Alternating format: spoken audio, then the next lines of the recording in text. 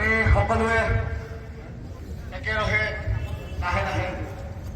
যাৰ হাতত যেনেধৰণে মমবাতি আছে সকলোৱে জ্বলাই আমাৰ মৰমৰ জুবিন দাক আওৰাই আমি সকলোৱে